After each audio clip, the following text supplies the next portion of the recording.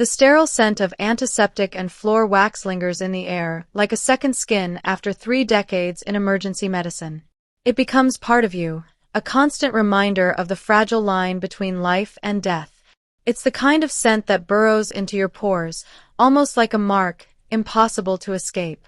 Inside the nurse's station at St. Jude's Medical Center, the clock ticked away monotonously, its hands moving ever so slowly as the minutes marched toward midnight. The steady hum of the wall clock seemed almost as loud as the storm raging outside. Both felt like they were sucking the air from my lungs. Outside, a blizzard clung to Chicago, burying the city beneath blankets of snow. The whiteout, unforgiving, was relentless. But here inside, the lights above buzzed with an artificial, headache-inducing brightness, making the night feel endless. My body felt like lead, every muscle sore after pulling a double shift to cover for a colleague who had called in sick. My calves ached, and my neck screamed for a break. All I wanted was to drive home through the snow, crawl into the warm flannel sheets of the bed I shared with Thomas, and sleep for hours, if not days. But, as usual, the universe had other plans. Peace, as I knew too well, was a luxury for someone like me, head nurse in a trauma unit on a stormy Friday night. When you wear this kind of responsibility, rest becomes a far-off dream. Then the calm shattered, not with a whisper, but with the piercing wail of sirens. They sliced through the howling wind outside, a primal scream of distress. No matter how much time I spent in this field, no matter how experienced I became, that sound always squeezed my chest. That wail, always the same, had a way of pulling me back to the harsh reality of what we do here. It wasn't just one siren. 2 ambulances barreled into the bay at the same time, their red strobe lights washing over the frosted glass doors, casting eerie shadows. The screeching brakes followed, announcing catastrophe in a language everyone here knew too well. Dr. Thorne, our chief of trauma, emerged from his office, his gray hair a mess. "We have a severe head-on collision," he said, his voice brisk, cutting through the fatigue that weighed heavily on everyone. "Multiple traumas. Prepare trauma 1 and 2 immediately." His words sent a shiver down my spine, but my body was already in motion. Experience had long since overtaken exhaustion. I didn't need his command. I stood up, smoothing my scrubs, and ran toward the bay doors just as they crashed open, bringing a gust of freezing wind that cut through my jacket like a knife. But that cold. It was nothing compared to the chill that gripped my heart as I saw them. The first gurney came through the doors, flanked by 2 EMTs who were shouting out vitals. A young woman, mid-20s, unconscious, fractured femur, possible internal bleeding. Blood pressure was 80/40 and falling. I rushed to her side, scanning her face, her body. Her long, blonde hair was matted with blood and snow, sticking to her swollen, bruised face. She was wearing a torn cocktail dress, a shimmering silver thing meant for a night out, not for the disaster that had befallen her. The metallic smell of blood filled my nostrils, but under it, there was something else. The unmistakable scent of expensive vodka. As I bent over to check her pupils, my breath caught in my throat. I knew that jawline, that nose, despite the blood and the swelling. Beneath the trauma, I knew the face. It was Jessica, my son's wife. Before my brain could even process the impossibility of it, the second gurney crashed through the doors. A man, 60 years old. Blunt force trauma to the cranium. Unresponsive. My heart stopped.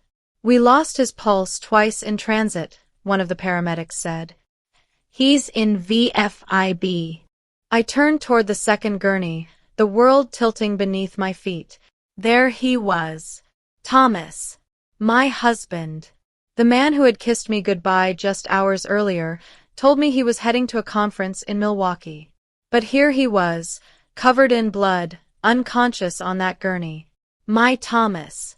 Before I could even process the shock, Dr. Thorne's voice snapped me back to reality. "Evelyn, move!" he barked, his hand grabbing my shoulder with bruising force. "I need you, Evelyn. Not as a wife, not as a mother. I need the head nurse. Can you do this? I looked into his eyes, seeing the reflection of my own fear. But deep down, the training kicked in. I swallowed my scream, the panic I felt tightening my throat. I pushed it all down, locking it in a steel box in the back of my mind. Yes, I said, the words sounding foreign in my mouth. Cold. Detached. I wheeled them both into the adjacent trauma bays, and the chaos of resuscitation began. I moved, almost on autopilot. As I stood over Thomas, my hands moved with the precision of decades of practice. The shock of it all was buried beneath the surface. I had to save him. My heart screamed in protest as I cut away the cashmere sweater, the one I had bought for him last Christmas. His chest, the one I had leaned on for years, lay bare. The heart monitor flatlined, a high-pitched drone filling the room, signaling the end. No pulse, I shouted. I charged the defibrillator. Clear.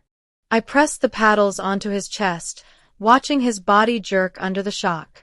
But the monitor remained silent. Again. Clear. The shock jolted him again, but there was nothing. Come on, Thomas. Don't you dare do this to me, I thought, pressing the paddles down once more. The seconds stretched into eternity. My hands were steady, but my heart was shattering. Finally, a beep. Then another. A weak, jagged rhythm returned to the screen. We have a rhythm. Dr. Thorne exclaimed, drenched in sweat. Get him to surgery now. 6 hours later, the surgeries were over. Both Thomas and Jessica were alive, stable, but critical. When the adrenaline began to fade, I found myself trembling, slumped against the cold tile wall in the hallway. I should have felt relief, but I didn't. The fog of medical urgency lifted, and the questions began to swarm like angry hornets. Why were they together? Thomas was supposed to be in Milwaukee. Jessica was supposed to be with her sick aunt in the suburbs. So why were they together on that stretch of highway at midnight? And why was Jessica wearing a cocktail dress to visit a sick relative? I needed answers. But my patients were in comas, unable to speak. So, I did what any nurse would do after a trauma admission. I started processing their personal effects. Tell me in the comments. And if you've dealt with something similar, share your story. You're not alone. Subscribe for more stories about standing your ground and reclaiming your life. Stay tuned for the next part. What Evelyn uncovers will change everything. As I sorted through the personal belongings, my mind raced. I tried to keep my focus on the task at hand, but each item I picked up felt like it was piercing my heart all over again. Jessica's purse, a beige designer clutch, was stained with mud. I placed it on the counter, the leather still warm from the chaos of her arrival. With a fresh pair of gloves, I carefully opened it. Inside, a shattered iPhone, a tube of red lipstick, and a wallet. I catalogued them mechanically, each item just another piece of the puzzle I was forced to solve. But as I moved to Thomas's belongings, I couldn't shake the heavy feeling in my chest. His leather jacket, torn and bloody, still smelled faintly of smoke and pine. As I reached into the inner pocket, the pocket where he always kept his reading glasses, my fingers brushed against something. A small, crumpled receipt and a box. I pulled them out and laid them on the sterile stainless steel counter of the sluice room. My hands were shaking now. The receipt was from a place called the Blue Velvet Motel, a dingy roadside establishment known for hourly rates and discretion. The timestamp was 11:20 p.m., barely an hour before the crash. The very same stretch of highway where they'd been found. My heart sank, but I had to keep going. I forced myself to pick up the small square box. I opened it slowly. Inside, condoms. One missing. The room began to spin. The walls felt like they were closing in. I gripped the edge of the counter to steady myself, my pulse hammering in my ears. This couldn't be happening. Not Thomas. Not the man I had loved for so long. Not the man who had been my rock through chemotherapy, the one who built tree houses for our son. This wasn't real. It couldn't be. But it was. As I reached deeper into the pocket, I felt something else, something small and glass. I pulled out a perfume vial. Midnight Orchid, Jessica's signature scent. I remembered the day Daniel had given it to her for their anniversary, just a month ago. It was all coming together now. The disheveled clothes, the alcohol smell, the motel receipt, the condoms, and now, the perfume. It wasn't an accident. They weren't just caught in a crash. They were coming back from a tryst. They had betrayed me, and they had betrayed my son in the worst way imaginable. I could feel the scream building in my chest, but I swallowed it down. I couldn't lose control. Not here, not now. Not in the place where lives were saved. I was the head nurse. I was Evelyn. I couldn't let them know I knew. Not yet. I took a deep breath, forcing my shaking hands to move. I swept the items into my purse, zipping it closed. I couldn't log them into the hospital system. This wasn't just evidence. It was ammunition. My next move. It wasn't about the hospital or saving lives. It was about saving my family. Stay with me, because Evelyn's plan for revenge is just beginning. The next part will change everything. What will she do with this knowledge? You won't want to miss it. The air felt thick with tension as I walked down the sterile hallway toward the payphone. The weight of the evidence in my purse felt like it was pulling me down. My hands were shaking, but I had to do this. I couldn't use my cell phone. My mind was racing too fast, my thoughts too jumbled. I had to focus. I dialed Daniel's number from memory. It was 6 in the morning. He'd be getting up for work, still in that warm, comfortable sleep. I braced myself for his voice. Hello. His voice was thick with sleep, innocent, warm. Hey, Mom. Everything okay? You're calling early. I had to fight to keep my voice steady. Hearing the trust in his tone felt like a knife twisting in my chest. He had no idea. He still didn't know. I'm sorry to wake you, honey, I said, forcing my voice to stay calm. I just wanted to check something. Did Jessica mention which hospital her aunt was in? There was a pause, a rustling of sheets. Oh, she went to Aunt Margaret's in Naperville, Daniel said. She's staying there to help out. She probably won't be back until tonight. It was a smooth lie, rehearsed and practiced. They had already coordinated their stories. They thought they had it all figured out. And your father? I asked, the words tasting like ash as they left my mouth. Yeah, he texted last night, Daniel replied. Said the conference in Milwaukee was boring, but the hotel was nice. Said he was turning in early. Another lie. Layer after layer of deception, building around me. Around him. I took a slow, rattling breath. Daniel, listen to me carefully. I need you to come to St. Jude's right now. I could hear the change in his voice, the immediate worry. Mom, what happened? Are you hurt? I'm fine, I said quickly, my voice dropping to a whisper. It's Thomas and Jessica. There's been an accident. He froze. I could hear the panic starting to set in on his end of the line. What? But Dad is in Milwaukee. And Jessica's in Naperville. How were they in an accident together? Just come, Daniel.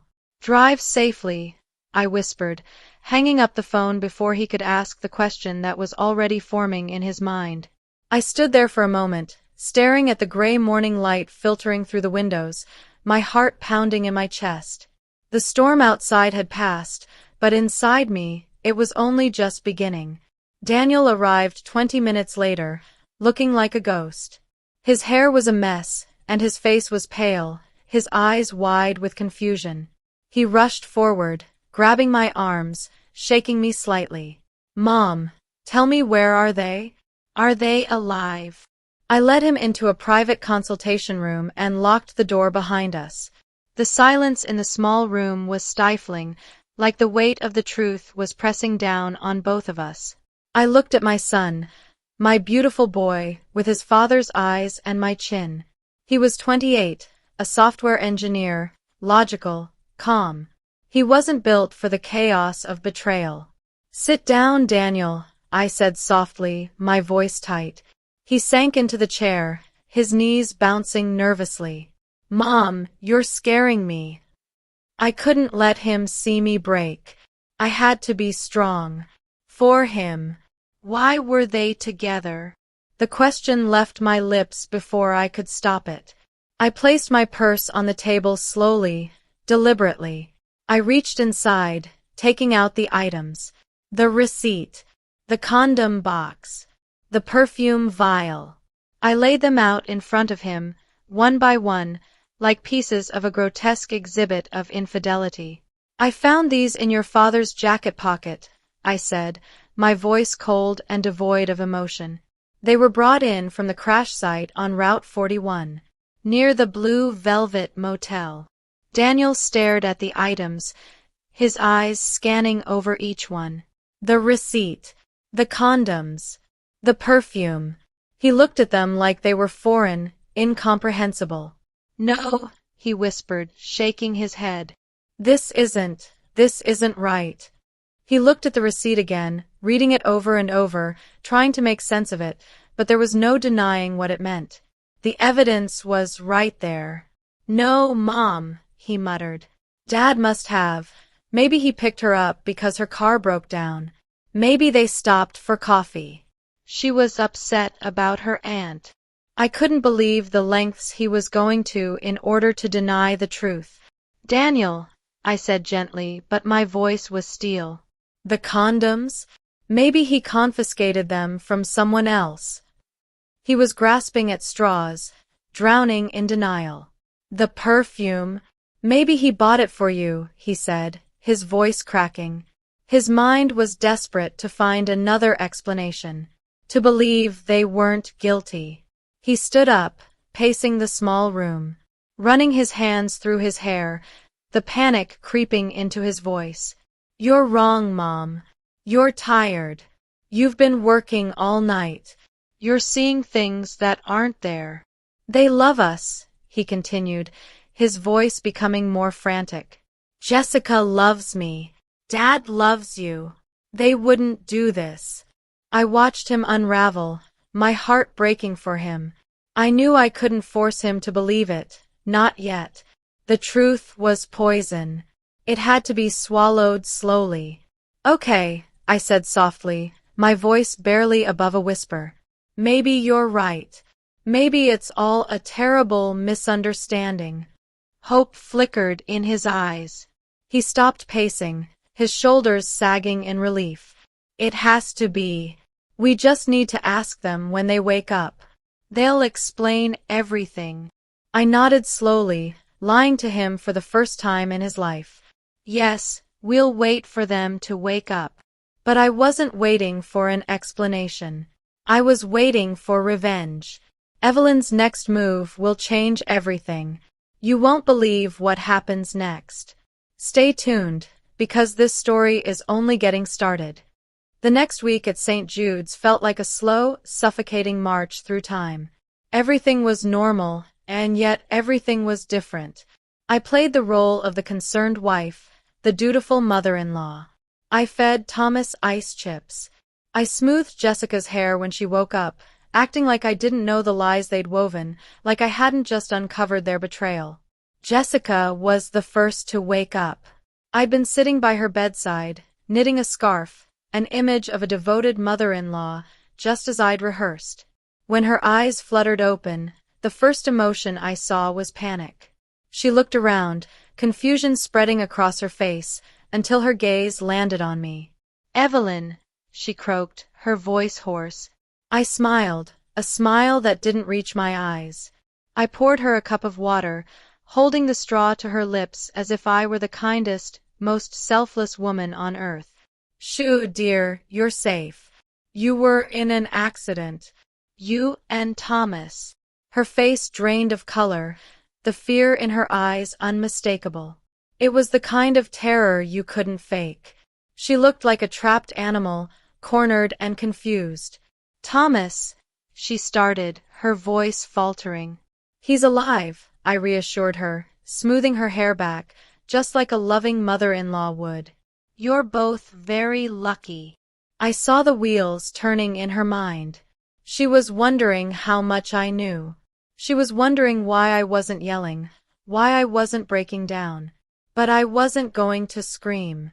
My kindness was a weapon, and it terrified her more than anything else.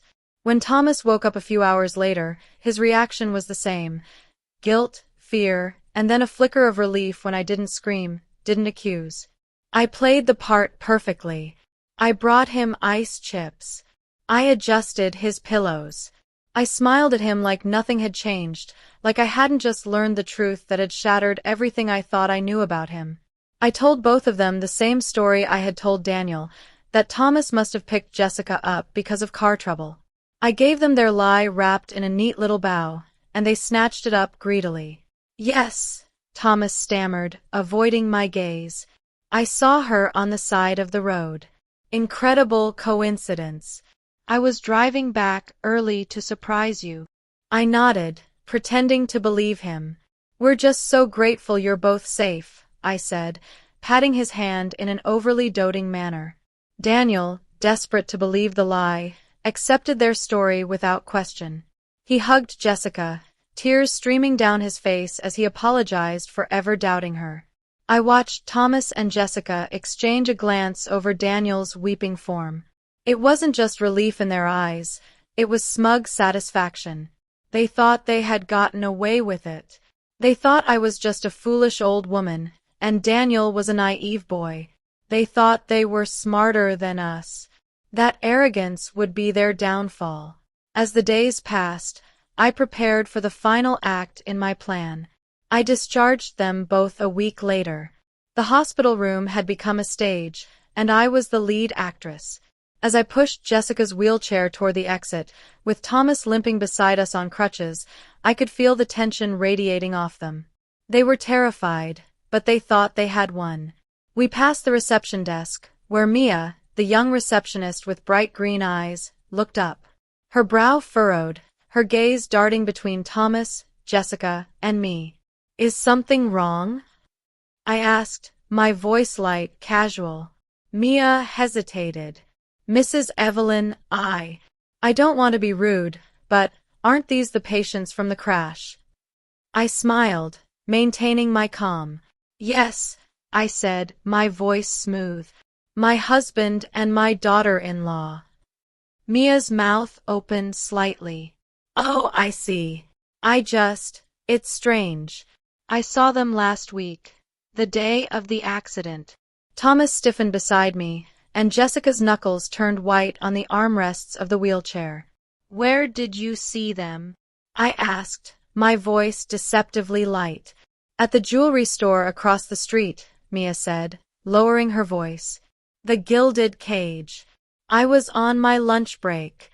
I noticed them because the gentleman bought that massive diamond bracelet in the window, the one with the 'My Sunshine' engraving." My stomach dropped. I could feel my blood turn to ice. "And then?" I pressed, trying to keep my voice steady. Mia hesitated again. "Well, then the young lady kissed him.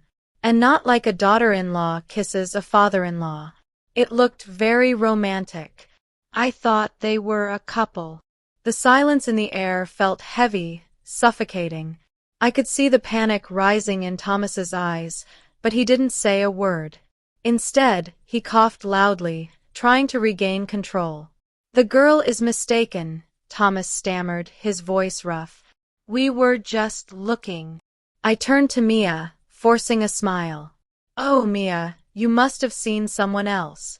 It happens. Thank you for the paperwork." I ushered them out of the door, feeling their terror pulse in the air around us. But I wasn't done.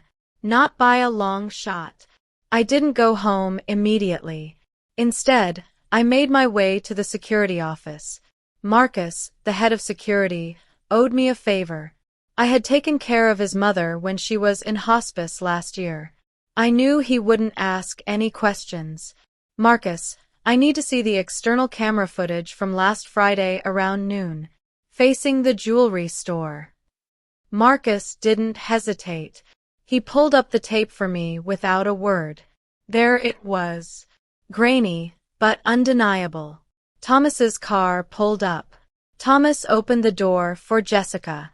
They walked into the store, holding hands. 20 minutes later, they came out. Jessica opened a velvet box, squealing with delight, then threw her arms around Thomas's neck. He spun her around, kissing her deeply, right there on the sidewalk, in broad daylight. I felt like I had been punched in the stomach. The evidence was undeniable. But Evelyn isn't done yet. With the truth now in her hands, what will she do next? The final confrontation is coming, and you won't believe how it all unfolds. Stay tuned. The weight of the footage in my hands was almost too much to bear. But it wasn't enough. Not yet. I needed more.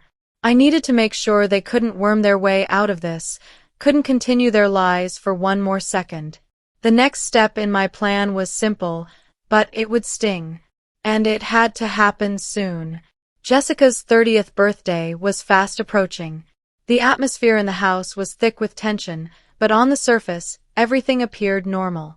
I played my part as the dutiful wife, the perfect mother-in-law. But underneath, I was waiting, watching, and waiting for my moment. One night, during dinner, I dropped the suggestion casually. "Let's have a surprise party for Jessica," I said, watching them closely. "We can invite everyone. The neighbors, your friends from college. You deserve a celebration after everything, Jessica." After the accident. Her eyes lit up at the mention of a party. She loved being the center of attention. Of course she did. "Oh, that sounds wonderful," she exclaimed, faking modesty, but I could see the excitement in her eyes. Daniel, my sweet, trusting boy, jumped at the idea, eager to please. "Yes, Mom. You're right. Let's do it." But I wasn't finished. I let the words hang in the air, knowing they would hear the unspoken part. "But," I sighed, placing my fork down with a slow deliberation, "there's a problem. My old friend Margaret is having surgery that weekend in Boston. I really need to be with her. Daniel, I need you to drive me to the airport on Friday morning. We won't be back until Sunday." I saw the spark pass between Thomas and Jessica. A whole weekend alone in the house. The perfect opportunity. "Oh, Mom, you have to go," Jessica said quickly, with a false cheerfulness. "Don't worry about the party. We can do it next week." "Yes, Evelyn, go help Margaret," Thomas added, too quickly, too eagerly. "I'll stay here and rest my leg. Jessica can look after me." The trap was set. I smiled inwardly, knowing that I had just given them exactly what they wanted: time, space, and privacy. The following morning, Daniel drove me to the airport, just as we had planned. But we weren't going to Boston. "Mom, you're going to miss your flight," Daniel said, his voice filled with concern as I directed him to a parking lot downtown. "We're not going to Boston, Daniel," I said softly, my hands trembling as I pulled out my laptop. I connected to the secure feed from the house. "Look." He looked at the screen, his confusion growing as the live feed showed the empty living room, the quiet house. We watched them. We watched them together. Thomas poured champagne into 2 glasses. Jessica smiled, holding up her hand to show off the diamond bracelet that had caused so much tension. She modeled it for him, her fingers brushing his. And then they kissed. It wasn't the kiss of a father-in-law and daughter-in-law. It wasn't even a kiss of 2 people trying to comfort each other. It was a kiss that burned with passion. A kiss that betrayed every ounce of trust that had once existed between us. For a moment, Daniel just stared at the screen, his body stiff and rigid, his breathing shallow. What are we watching?" he whispered, his voice barely audible. "They think they got away with it," I said, my voice cold as I watched them move toward the bedroom. I could feel Daniel's body start to tremble next to me. They think we're stupid, that we won't find out. But we've got the proof now, Daniel. He was silent. His face had drained of color as he stared at the screen, his body rigid with shock and disbelief. The camera followed them into the bedroom. I couldn't stop watching, even though I knew it would break him. I didn't want him to see it. But he had to. We heard them laughing. "The old hag is finally gone," Thomas chuckled, his voice dripping with smug satisfaction. Daniel is so stupid. He actually believed the car trouble story. Jessica giggled. "Yeah, and they'll never know." Then, the sounds shifted. I watched them engage in acts that no son should ever have to witness his father perform. Daniel jumped up, stumbling toward the door, his face contorted in agony. He couldn't watch. I held him as he collapsed outside the car, the weight of betrayal sinking in. His body shook with sobs, a raw, guttural sound that tore through the silence of the car. There were no more tears left to cry. Just pain. Just heartache. I sat with him, letting him break. Because this had to happen. It had to. When he finally sat up, his eyes were empty. The vibrant boy who had trusted and loved his father was gone, replaced by a hollow shell. "What do we do now?" His voice was empty, a whisper lost in the cold. "We finish this," I said, my voice cold and determined. "We make sure they never hurt us again. You won't believe what happens next. Evelyn has the evidence. Daniel is shattered. And now, the world is about to witness the truth. The final confrontation is here. Stay tuned." The final confrontation had been weeks in the making, but now it was time. I wasn't going to let them think they could get away with it. Not this time. They had thought they were smart, that they could deceive us without facing consequences. They were wrong. And it was time for them to face the music. I spent the morning preparing, mentally, physically, and emotionally. Daniel and I had quietly arranged everything. I had made sure all the pieces were in place, the invitations sent, the cake ordered. This wouldn't be a simple confrontation. This would be an event that would expose everything. Jessica's 30th birthday arrived, and the atmosphere in the house was thick with lies and anticipation. I told Daniel we would drive together, but the truth was, I had something far more explosive planned.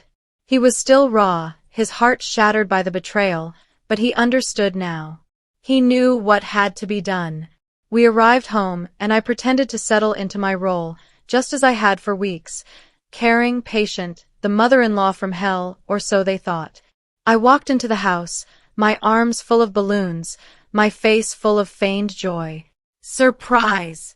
I called out, my voice sweet but cold, like honey with a razor edge. I motioned toward the front door where our neighbors, friends, and family stood, their faces filled with excitement. Jessica, who had been playing the part of the innocent birthday girl, smiled, her eyes wide with delight as she took in the scene. But something flickered in her eyes, a quick moment of panic that she couldn't hide fast enough. She knew. Deep down, she knew. "Thank you, Evelyn," she said, though her voice was tight, almost strained. Thomas, limping behind her on his crutches, shot me a nervous glance. He didn't understand yet, but he would soon. "Everything's ready," I said with an exaggerated cheerfulness, walking further into the living room. "Let's all have fun. The cake is waiting." Daniel, his face pale, stood beside me, but his eyes were locked onto Jessica and Thomas. He couldn't hide the flicker of pain, the rawness of what he had just witnessed. But he had come this far. He was with me. He would stand beside me through this. "Surprise," I said again, my eyes meeting Thomas's. His face went white, and I could see the realization dawning. The lies, the deception, the affair, it was all about to come crashing down around him. I gestured toward the door. "Let's all head in." I have a little something to show everyone first. I led the group to the living room. As I opened the door, I watched their faces fall.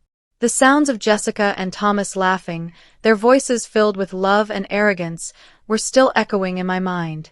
They had thought they had won. But now they would pay. Wait, what's going on? Thomas asked, his voice full of uncertainty, a nervous laugh escaping his lips. Evelyn, what is this? I stepped forward, not answering immediately.